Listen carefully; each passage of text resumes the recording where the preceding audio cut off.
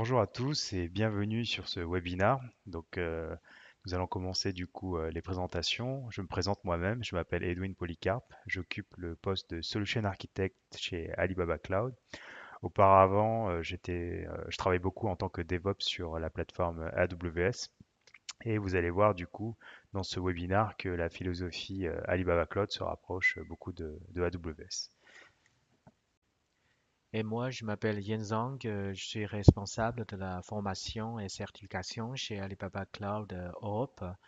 D'abord, je vous propose de regarder une vidéo concernant l'interconnexion de votre réseau entre Chine et Europe.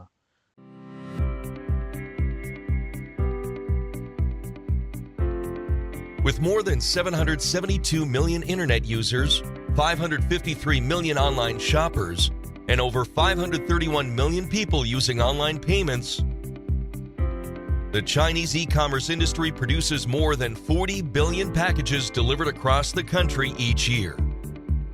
China's market is truly gigantic, dynamic, and it still hasn't reached its full potential. Expanding in China is easy in theory, but more difficult in practice. Many businesses looking to expand in China hit many barriers, as business operations in China come with its own unique set of challenges. Language barriers, distribution coverage, online network connectivity, and complicated regulation are some of the challenges faced by international companies looking to do business in China. That's where Alibaba Cloud and China Gateway can help. Trusted by 47.6% of cloud computing users in China, China's largest cloud provider, Alibaba Cloud, provides a full set of China-focused solutions to help guide your business every step along the way. China Gateway provides resources from Alibaba Cloud's multiple data centers within mainland China, providing flawless network connectivity. Secondly, our compliance and security solutions are tailored for the China market. China Gateway ensures your business can be both compliant in your home country and in China. Our professional advisors will help you navigate through the compliance with all regulations. Get started by following our simple and clear plan. You can easily get ICP filling and license consulting support to help you launch your online presence in China. In addition to web hosting, Alibaba Cloud offers many other solutions, including e-commerce, cloud security, and cross-region express connection to help you grow your businesses seamlessly. China Gateway is also your foot in the door to Alibaba's giant ecosystem, which includes China's leading logistics, online and mobile payment, and financial services providers as well, providing several marketing and data management services. Experience how Alibaba Cloud offers much more than just cloud with China Gateway. Visit www.alibabacloud.com/China Gateway today and get started in deploying your business in China. Alors tout d'abord, pour commencer, je vous propose de regarder quelques chiffres de l'Internet en Chine. Donc là, comme on peut le voir, il y a 802 millions d'utilisateurs Internet, ce qui est plutôt grand par rapport à la France. On voit également que le paiement en ligne représente 71%. Il faut savoir que le paiement par QR code est très répandu en Chine. Et c'est vraiment une habitude des Chinois de payer avec leur téléphone mobile, donc ce qui peut expliquer ce grand pourcentage. On voit aussi le live streaming qui est assez présent avec 71%. L'internet moyen, le débit d'internet moyen chez les habitants chinois est de 52 mégabits par seconde. Et il y a plus de 5 millions de sites locaux en Chine pour les Chinois. Le trafic mensuel est plus de 2000 pétaoctets, donc c'est assez énorme. Donc dans cette section suivante, je vous propose de parler des données qui sont localisées en Chine. Donc comme vous pouvez vous en douter, il y a l'équivalent de la GDPR de l'Europe en Chine, qui est la Cyber Security Law. Et on voit que cette Cyber Security Law s'attaque à 4 principaux sujets. Donc vous avez la Network Security, tout ce qui va concerner les logs de rétention, les attaques, il faut garder un historique. Ensuite, tout ce qui concerne le contenu de sécurité, donc tout ce qui est image, texte, vidéo et audio.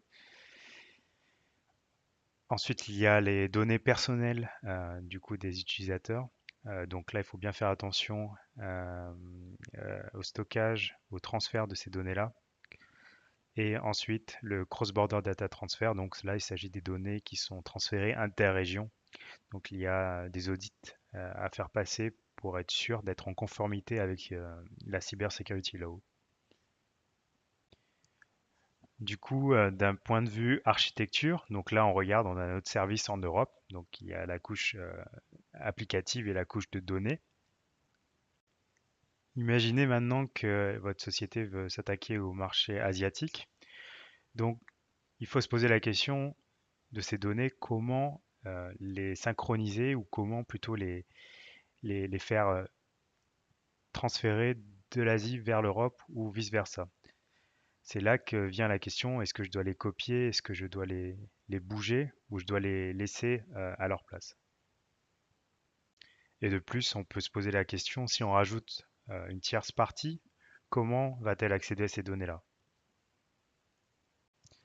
Alors pour cette mise en conformité, en fait, on peut voir que du coup, c'est pas uniquement vous qui va être compliant avec la Cybersecurity Law, mais aussi c'est le cloud provider qui doit l'être. En l'occurrence ici, c'est Alibaba Cloud. Donc il faut vraiment que toute la stack soit compliance, y compris si jamais il y a un partenaire qui travaille avec vous pour migrer l'application ou pour construire cette application. Il faut aussi qu'il soit en conformité. On peut voir ici les différents labels de conformité. Donc on a le ISO 27001 qui est un label de sécurité en continu. Nous avons aussi le label de sécurité C5, donc qui est un label allemand qui fait partie d'un des labels de sécurité les plus durs à obtenir. Maintenant, nous allons parler du transfert de données. Donc là, je vais vous montrer un petit graphe qui explique la démographie des utilisateurs d'Internet en Chine. Donc comme on a vu au début, il y a plus de 800 millions d'utilisateurs Internet et on voit que au fil des années, c'est toujours en forte croissance, ce qui va aussi réduire en fait la bande passante et en fait la congestion des données de l'Internet en sortie de la Chine. Ici, c'est un schéma qui récapitule un peu les deux problèmes que vous pouvez avoir lorsque vous faites du transfert de données.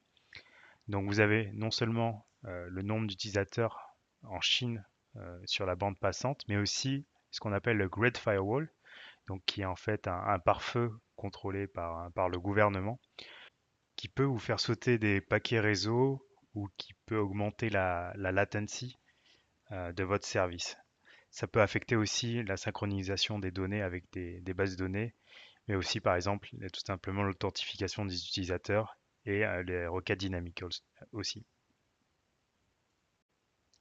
La meilleure solution du coup pour faire face à ce problème, comme vous vous en doutez, c'est de créer une ligne dédiée privée pour interconnecter vos services en Europe et en Chine. Normalement, ça prend 1 ou 2 mois pour faire ça avec un hébergeur traditionnel. Mais grâce à Alibaba Cloud, vous pouvez faire cela en 1 ou 2 minutes grâce à un produit qui s'appelle CEN, donc c'est Cloud Enterprise Network. Et c'est vraiment un produit unique qui permet d'interconnecter plusieurs VPC dans différentes régions. Alors là, on a un High Level Design, donc c'est tout simplement pour représenter nos deux services en Europe et en Asie. Donc on a créé 2 VPC, un dans la région de Shanghai et un dans la région de Francfort, que l'on a interconnecté avec le produit CEN, donc le Cloud Enterprise Network, pour avoir une ligne dédiée privée et stable entre nos 2 VPC. Et du coup, pour connecter le local IDC du client, qui est à Francfort aussi, nous avons tout simplement utilisé une VPN Gateway pour connecter son site local au VPC qui est à Francfort. Ici, vous pouvez voir une carte du monde avec nos différentes régions couvertes par Alibaba Cloud. Donc il faut savoir qu'une région peut avoir 2 à plusieurs availability zones, donc plusieurs data centers. Et comme vous pouvez le voir, nous avons une très forte présence en Asie, notamment en Chine, avec 7 régions. Puis aussi nous couvrons la Malaisie, Singapour, l'Australie, le Japon, l'Inde, le Middle East avec Dubaï. Et en Europe, nous avons 2 régions donc, qui sont Londres et Francfort.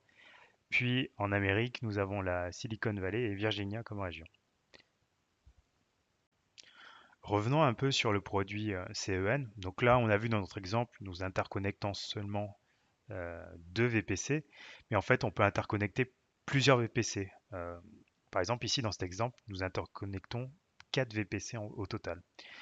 Il faut savoir que le modèle pricing de ce produit est basé sur une souscription mensuelle. Donc, vous achetez une bandwidth package et ensuite, vous pouvez splitter cette bandwidth package pour définir les différentes lignes dédiées. Par exemple, je veux dire qu'entre Beijing et Virginia, je veux allouer 100 mégaoctets par seconde de mon bandwidth package de 1 gigabit par seconde. Ici, nous avons aussi la possibilité de faire une lease line à la place d'un VPN pour connecter de bout en bout les locaux de l'entreprise sur le cloud vers un autre local qui se trouve par exemple en Chine. Du coup, si on revient sur notre exemple où on a un service en Europe et en Chine, si les données sont très lourdes, par exemple si vous faites du big data, vous n'allez pas transférer ces données en Europe, mais vous allez plutôt les traiter dans la région en question, où vous pouvez par exemple lancer des clusters EMR ou tout simplement lancer un cluster Hadoop directement sur Alibaba Cloud pour processer vos données. Donc, dans notre écosystème de big data, nous supportons du coup ces différents logos. Max Compute est vraiment le produit in-house de Alibaba Cloud qui est utilisé par la plupart des business units, notamment par AliExpress, Taobao, etc. Et c'est un produit que l'on met à disposition du coup pour les utilisateurs de Alibaba Cloud. Alibaba Cloud peut aussi vous aider à la diffusion de contenu. Je pense que vous avez déjà entendu parler sûrement de l'ICP, donc Internet Content Provider License. Nous pouvons vous aider à avoir cette fameuse licence tout simplement sur la plateforme Alibaba Cloud, mais aussi nous avons une équipe dédiée, une équipe support pour vous aider à obtenir cette licence pour pouvoir diffuser votre site web à l'intérieur de la Chine. Donc là, on voit dans cette matrice en fait les différents use cases pour les différents besoins demandés. Donc par exemple, si jamais vous voulez juste lancer un site web en Chine, vous avez absolument besoin de l'ICP Filling qui est faisable depuis la plateforme Alibaba Cloud. Par contre, si vous lancez votre e-commerce, dans ce cas-là, ça demande un peu plus d'effort. Il faut une ICP Commercial License, mais l'équipe support Alibaba est tout à fait capable de vous aider dans ces 2 cas de figure. Sinon, d'un point de vue purement technique, nous avons aussi aidé les différents partenaires ci-dessous à diffuser la Coupe du Monde en live streaming à plus de 60 millions d'utilisateurs en Chine. Tout cela grâce à notre produit CDN. Donc nous avons une très forte présence de nodes CDN à l'intérieur de la Chine avec plus de 1000 nodes répartis un peu partout. Et notre produit Apsara Video Live qui vous permet du coup de faire de la transmission vidéo sur les CDN nodes directement. Alors je vais vous présenter un peu l'écosystème d'Alibaba pour non seulement accélérer votre business en Chine, mais aussi pour vous montrer que Alibaba ce n'est pas seulement que du commerce. Bien sûr, nous venons du core commerce, mais nous avons aussi des business units concernant tout ce qui est médias, la diffusion de vidéos par exemple, comme Youku, qui est numéro 1 en Chine, qui est l'équivalent de YouTube. Mais aussi nous avons des services locaux comme Elam, qui est la Deliveroo, qui vous permet du coup de bénéficier des services de livraison. Donc ensuite nous avons Alimama qui permet de la diffusion de publicité en ligne. Nous avons Tiaoniao, qui est la partie logistique, et aussi Ant Financial, qui est tout ce qui concerne les paiements mobiles, notamment avec les QR codes, qui est vraiment très populaire en Chine. Donc, quand vous utilisez la partie Alibaba Cloud pour accélérer votre business en Chine, vous pouvez aussi bénéficier de ces différentes business units pour aider votre business à croître en Chine. Dans cette partie, nous allons parler plutôt de la gouvernance, comment manager les différentes ressources et le billing sur Alibaba Cloud. Donc les différents challenges quand on veut faire du multi-account, c'est de gérer les permissions pour les différents groupes et utilisateurs. Aussi le billing, donc le paiement pour les différentes business units de notre entreprise. L'automation qui permet du coup de faire de l'infrastructure as a code pour répliquer des infrastructures ou des stacks dans différents comptes Alibaba Cloud. Et enfin, le logging et le monitoring de tous ces différents comptes. Donc là, on vient un peu sur une architecture où on a un root account qui s'occupe du billing management pour les différents sous-accounts qui peuvent être du coup soit des accounts d'environnement, par exemple le dev, le staging et la production, ou alors des sous-accounts pour différents BU, par exemple les développeurs ou les commerciaux. Et là, on voit que tout en bas, les utilisateurs sont rattachés à des groupes de ressources pour différents projets, dont ces différents comptes. Donc maintenant, on va tendre. Donc maintenant, la tendance, en fait, c'est de faire tout as a code. Donc on a bien sûr l'infrastructure as a code. Donc on a bien sûr le fameux Terraform, du coup, qui est un espèce de wrapper qui vous permet du coup d'écrire vos blocs ressources d'infrastructure, d'exécuter ce script et du coup de le déployer sur Alibaba Cloud. Nous avons aussi ROS, donc c'est Resource Orchestration Service, qui est notre outil de déploiement où vous écrivez votre script en JSON et on s'occupe du coup de déployer ce template-là. Ensuite, on a le fameux univers des conteneurs où on peut déployer des images Docker avec Kubernetes. On a aussi Jenkins, mais aussi GitLab où on peut faire du continuous integration et du continuous deployment. On peut aussi écrire des déclencheurs grâce à de simples fonctions, du coup avec Function Compute, où par exemple vous pouvez mettre un objet dans un bucket et déclencher une fonction particulière. Et enfin, la dernière partie, donc l'élasticité as a code, donc c'est la nouvelle tendance. L'élasticité as a code, du coup, c'est on s'occuper de la scalabilité pour vous. Vous vous concentrez uniquement sur le code et le déploiement des machines.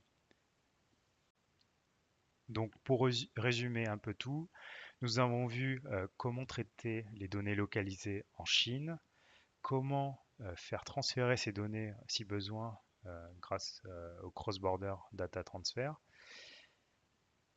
notamment aussi la diffusion de contenu, notamment avec la licence ICP, qui est obligatoire pour toute diffusion de sites internet, que ce soit e-commerce ou diffusion d'informations, et aussi la gouvernance grâce au multi-compte, comment mieux gérer ses ressources et ses utilisateurs dans une entreprise. Alors maintenant, nous allons passer à la partie démo. Donc il y aura 2 démos en tout. La première, c'est le déploiement de CEN avec la console Alibaba Cloud. Et la seconde, c'est exactement à peu près le même exercice, mais c'est avec Terraform. Donc on va voir comment utiliser le Ali Cloud Provider Plugin pour déployer CEN aussi. Maintenant, nous allons passer à la partie démo. Donc je vais vous présenter CEN pour Cloud Enterprise Network. Donc c'est un produit d'Alibaba Cloud de networking qui permet en fait d'interconnecter plusieurs VPC ou plusieurs IDC dans différentes régions. Donc grâce à cette solution qui est très flexible, vous allez pouvoir du coup créer le réseau un peu mondial que vous voulez. À savoir, si jamais vous déployez un VPC à Hong Kong, en Germanie, en Chine, et que vous voulez les interconnecter avec plusieurs IDC, c'est tout à fait possible avec cette solution-là. Nous allons aussi voir que du coup, cette solution vous fera économiser énormément de temps en termes de maintenance et d'administration réseau.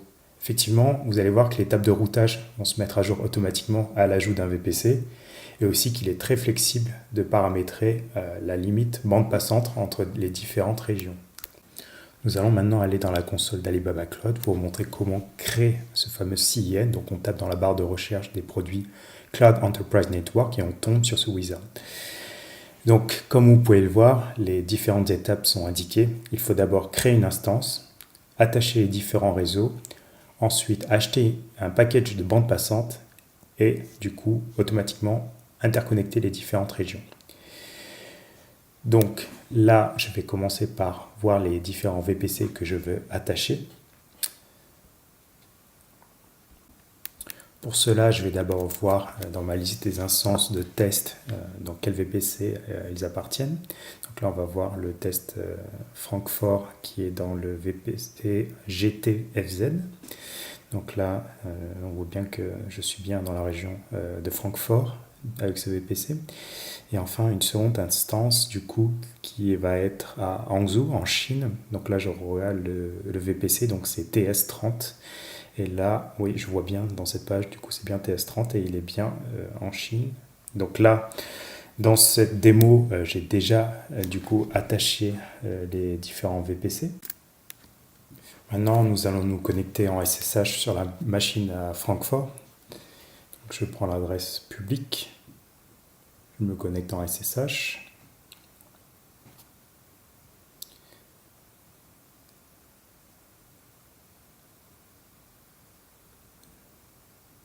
Voilà. Et du coup, maintenant, je vais aller récupérer l'adresse publique de mon instance en Chine. Donc là, 47, 87, 136, 154. Voilà, je fais un ping. Et là, je vois du coup les différentes métriques. Et là, on voit que le temps de latence est extrêmement élevé. Donc, on arrive à plus de 334 millisecondes. Donc là, cette latence, bien sûr, elle dépend du réseau Internet. Maintenant, je vais me faire un MTR.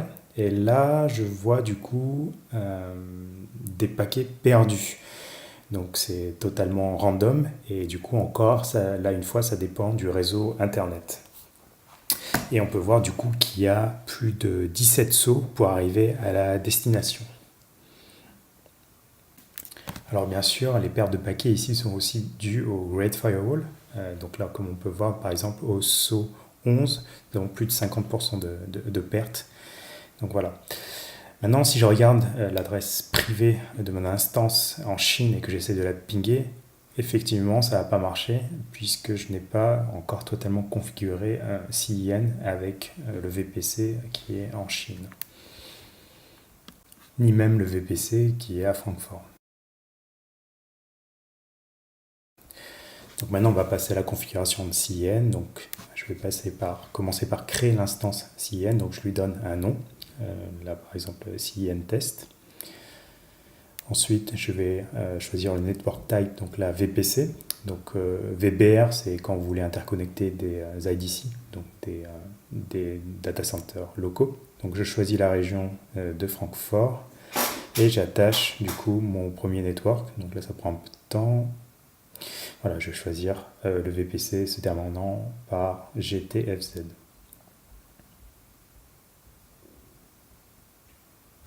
OK.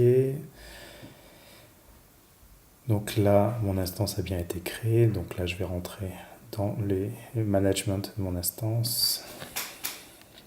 Donc l'instance IN, en fait, il faut le voir comme un gros routeur virtualisé.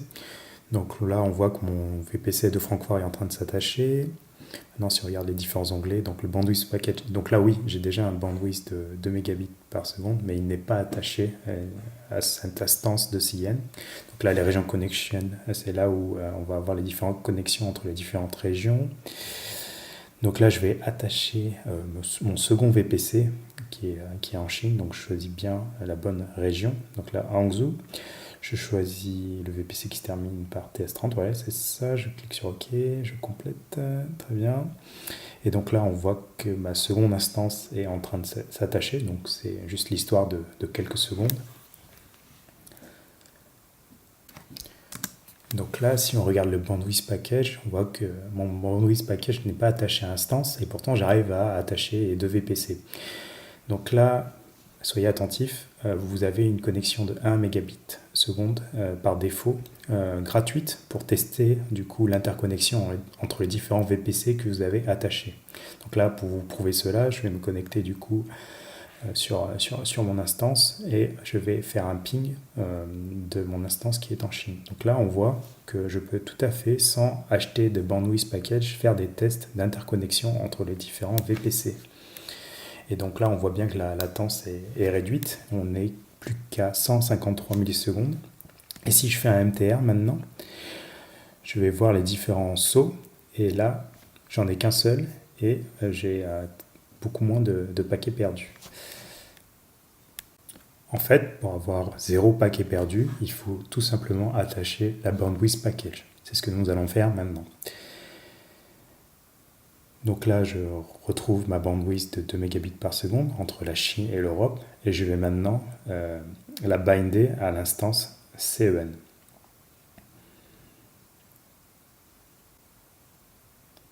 Maintenant que c'est fait, je vais sur Region Connection et là, je vais pouvoir paramétrer la bande passante entre mes différentes régions. Donc je choisis le bandwidth package en question et je choisis la région de Hangzhou en Chine vers Francfort.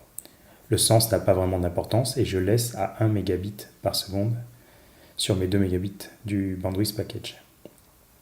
Je clique sur OK. Maintenant, je vais attendre quelques secondes. Voilà, la ligne a bien été validée et maintenant je vais refaire mon test de ping. Donc là, je vois que la latence n'a pas changé, c'est toujours 153 millisecondes. Par contre, ce qui a changé, si je refais un MTR, c'est du coup le nombre de paquets perdus. Donc là, on voit qu'il atteint 0%. Donc on voit grâce à cette solution qui est vraiment très, très performante que l'on peut faire du cross-border data transfert à des termes de business ou d'applicatifs entre la Chine et l'Europe de façon efficace et très rapide.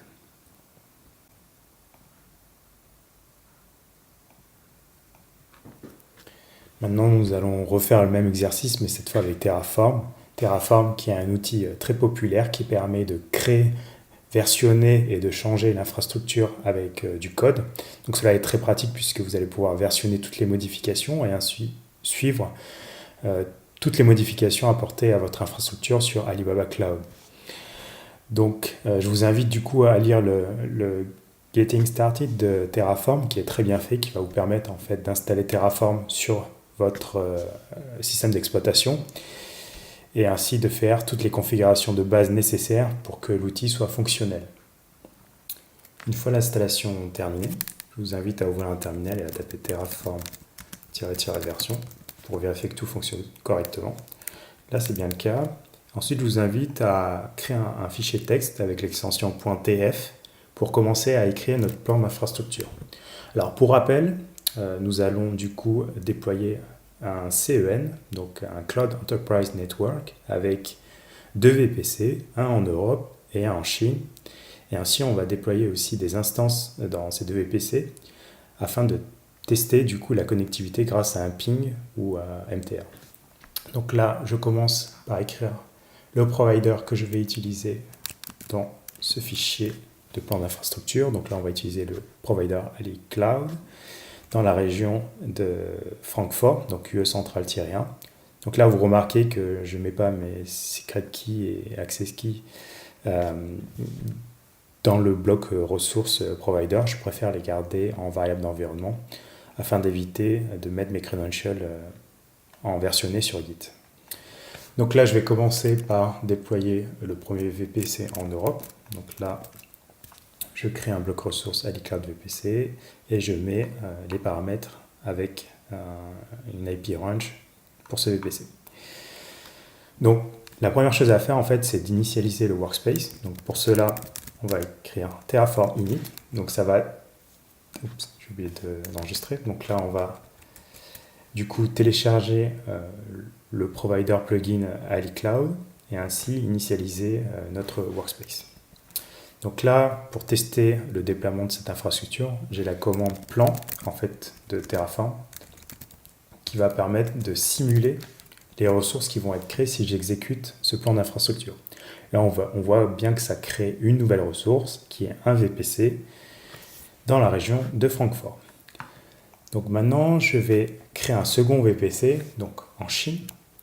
Donc là, pour cela, je duplique et je colle le même bloc ressources, mais je vais rajouter un autre provider grâce à un provider alias en fait. Donc cela en fait va me permettre, plutôt que d'écrire deux fichiers séparés pour chaque région, d'utiliser un seul et même fichier, mais avec deux providers différents dans deux différentes régions. Vous voyez, par défaut, c'est à Francfort, mais j'ai un alias en Chine qui est dans la région de Hangzhou. Et donc, à chaque fois que je veux spécifier la ressource pour qu'elle se déploie dans la région de Chine, je vais spécifier ce paramètre provider égale alicloud.china. Donc là, je fais encore faire un Terraform plan pour m'assurer que tout fonctionne correctement. Donc là, on voit que ça fonctionne correctement. On voit qu'il me propose de créer deux nouvelles ressources, une en Europe et une en Chine. Donc là, je vais continuer l'exercice. Donc là, maintenant, je vais créer un DV switch.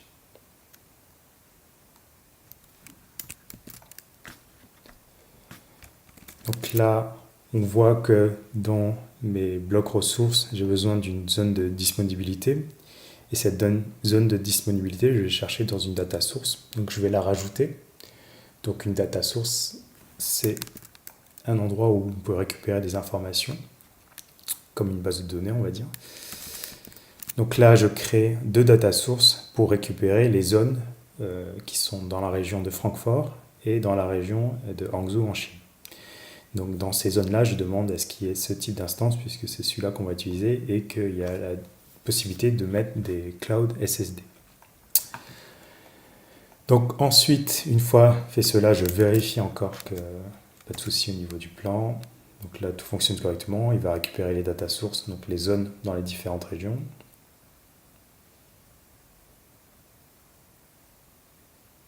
Donc ça prend un peu de temps.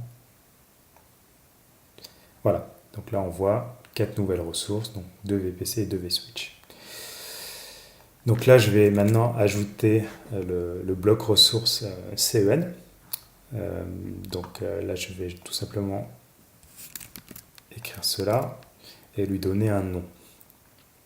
Donc, quand vous avez créé le VPC, on a bien fait attention à ce que les CIDR blocs ne s'overlappent pas, afin d'éviter tout problème quand on va attacher ces deux VPC dans le CEN.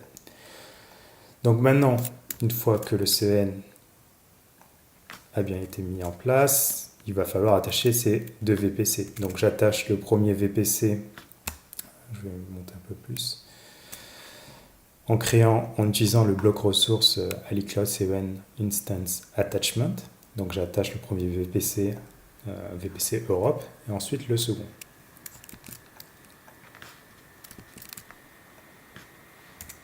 Donc là, dans cette partie-là, je vais mettre une petite séparation. Celle-là concerne la partie CEN où j'attache les deux VPC. Ensuite, la prochaine étape, du coup, normalement, c'est on va attacher une bandwidth package au CEN, mais pour notre POC, en fait, ce n'est pas vraiment nécessaire. C'est pour ça que je vais laisser les 3 nouveaux blocs ressources en commenté. Parce que tout simplement, déjà, si jamais je les lance en décommenté, ça va acheter une bandwidth package et ça va me facturer. Donc, juste pour rappel, CEN n'a pas besoin de bandwidth package pour fonctionner. Par défaut, il y a une ligne de 1 kT/s qui nous permet en fait tout simplement de faire des pings et de tester que tout fonctionne correctement. Mais si jamais pour des raisons futures vous voulez du coup planifier l'infrastructure en achetant la bandwidth package, c'est tout à fait possible avec ces 3 blocs ressources.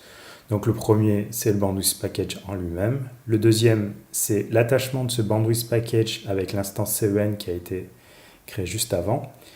Et enfin, le dernier, c'est la bandwidth limit, donc là où on associe la limitation entre les deux régions. Ici, c'est 2 mégabits par seconde. Donc, une fois que l'instance CEN a été effectuée, il faut maintenant déployer 2 nouvelles instances dans les 2 VPC que l'on a créés en Europe et en Chine. Donc là, pour créer ces VPC, j'ai besoin des security groups. Donc, dans un premier temps, je vais créer les security groups pour les deux VPC. Donc la première en Europe, donc je crée le security group et je rajoute deux règles. Donc la première, c'est l'accès SSH autorisé et la deuxième, c'est tout le trafic ICMP pour pouvoir faire du coup les pings en question. Et enfin, mon bloc ressources instance qui va permettre de lancer une instance dans le VPC en Europe et plus particulièrement en fait dans un vSwitch bien sûr. Donc là on lance Ubuntu 18 dans cette machine là. Donc là vous pouvez voir j'ai mis un mot de passe par défaut pour me connecter et j'ai bien attaché le security group. Donc là on va tout simplement refaire la même chose pour déployer l'instance dans le VPC en Chine, donc dans le vSwitch dans la région de Hangzhou. Donc là je vais faire exactement la même chose, mais je ne vais pas oublier de spécifier à chaque fois le provider pour bien m'assurer que la ressource se crée dans la bonne région. Et enfin, en valeur de sortie, je vais mettre, donc là déjà on remarque dans l'instance en Chine, j'ai fait volontairement mis à 0 l'Internet Max Bandwidth Out, tout simplement pour ne pas avoir d'adresse IP publique, juste pour avoir une adresse IP publique, privée. Donc là, en sortie, je vais récupérer deux informations. Je vais récupérer l'adresse publique de mon instance en Europe et l'adresse privée de mon instance en Chine afin de pouvoir faire un ping ou un MTA.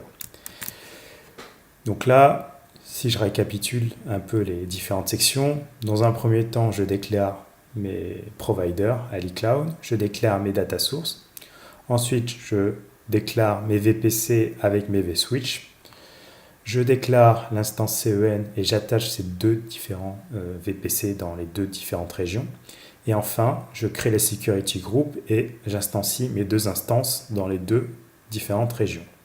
Donc là on va voir ce que ça donne. Donc là si jamais je fais un Terraform plan, je vais voir combien de ressources il va me créer, ainsi que les modifications qu'il va faire. Donc là, il va tout créer, puisque rien n'a été créé auparavant.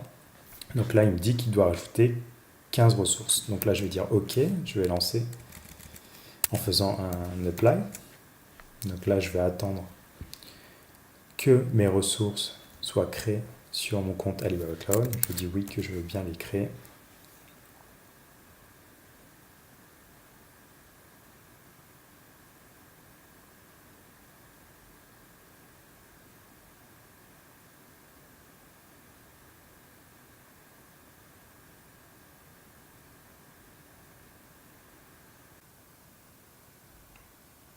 Donc après quelques minutes, donc les instances ont bien été créées. Donc là, je vais me connecter sur l'instance en Europe et je vais garder en mémoire aussi l'adresse IP de mon instance en Chine, donc qui est une adresse IP privée.